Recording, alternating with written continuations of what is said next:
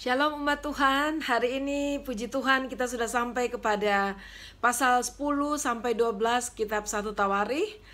Dan kalau 1 sampai 9, pasal 1 sampai 9 kita berbicara tentang silsilah. Dan kali ini seperti namanya adalah Tawarikh, adalah catatan-catatan sejarah yang penting bagi bangsa Israel, bagaimana mereka bercerita tentang masa lalu mereka. Jadi catatan yang penting itu yang diajarkan kepada generasi sesudah masa pembuangan. Dan sekarang kita akan memasuki kepemerintahan Daud. Dan itu dimulai dengan pada saat Saul akhirnya tewas di dalam peperangan. Dan kita melihat pasal yang ke-10 berbicara tentang kematian Saul. Dan pada saat itu adalah orang Filistin sedang berperang melawan orang Israel. Dan orang Israel melarikan diri dari hadapan orang Filistin, dan banyak dari mereka mati terbunuh di Gilboa. Dan orang Filistin tentu saja mengejar Saul sebagai raja. Dan mereka juga bukan cuma Saul yang dikejar, tapi anak-anaknya, itu ketiga anaknya. Dan Abinadab, Malkisua, anak-anak Saul, dan termasuk Yonatan akhirnya tewas dalam peperangan melawan Filistin. Pada saat peperangan menjadi semakin berat, akhirnya Saul terluka oleh pemanah-pemanah yang ada.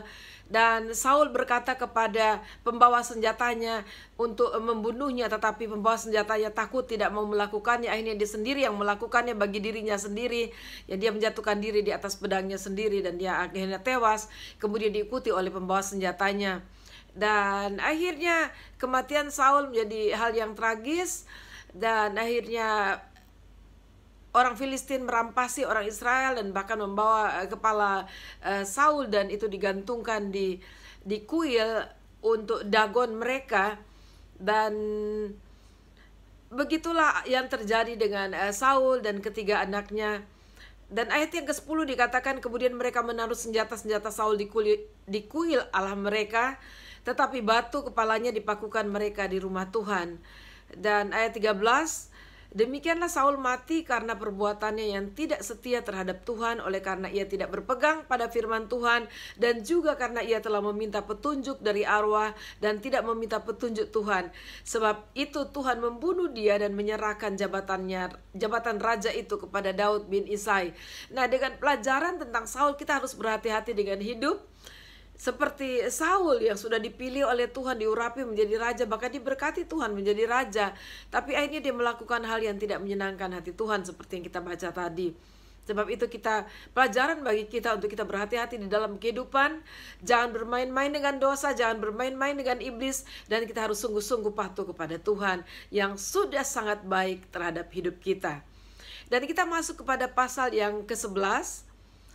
Di situ berbicara tentang bagaimana Daud menjadi raja. Jadi peristiwa sesudah kematian dari Saul dalam pertempuran menghadapi Filistin. Lalu kemudian orang-orang Israel berkumpul di Hebron dan mereka meminta Daud untuk menjadi raja Israel. Dan tua-tua datang berkumpul, lalu kemudian Daud diurapi menjadi raja Israel.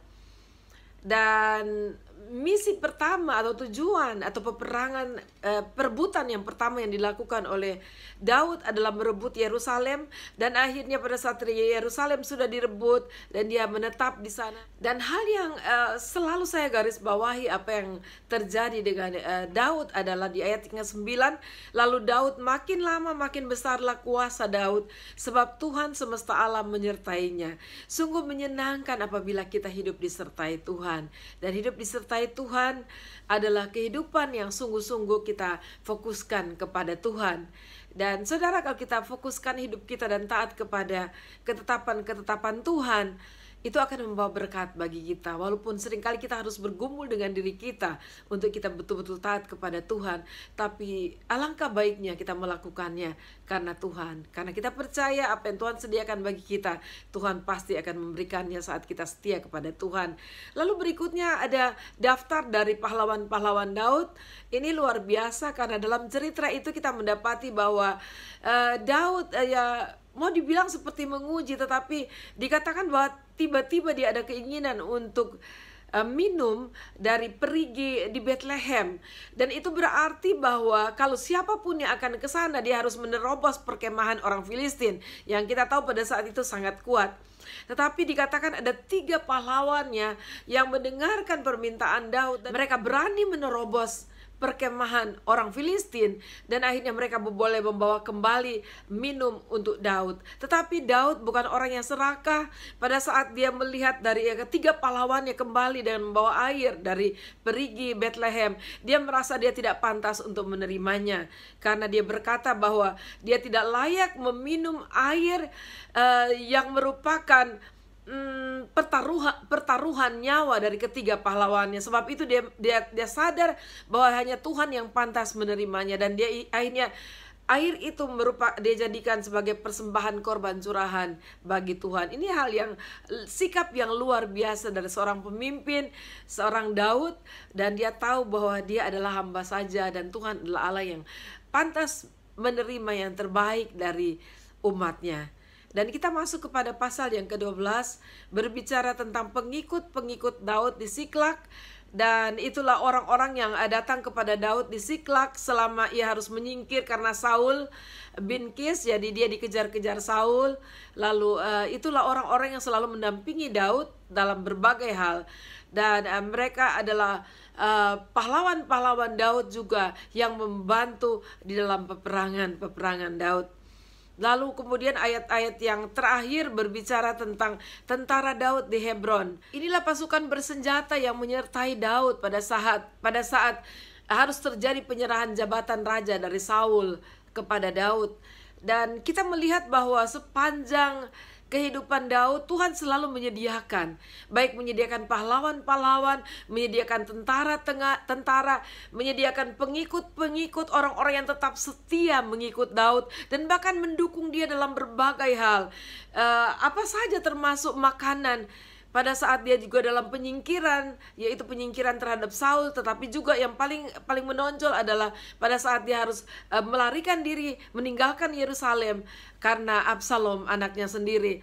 Dan Tuhan itu adalah Allah yang menyediakan, dan dia menyediakan untuk Daud, dia juga menyediakan bagi kita. Walaupun seperti Daud, seringkali Tuhan izinkan umatnya atau orang-orang pilihan Tuhan menghadapi masa-masa sulit, bahkan kalau mau dilihat kekurangan dan sebagainya. Tetapi jangan lupa bahwa di masa-masa seperti itu justru pernyataan kuasa Tuhan lebih besar dan sungguh luar biasa. Seperti Daud, Tuhan menyediakan orang-orang yang memperlengkapi dia dengan segala keperluan, termasuk soal makan dan minumnya.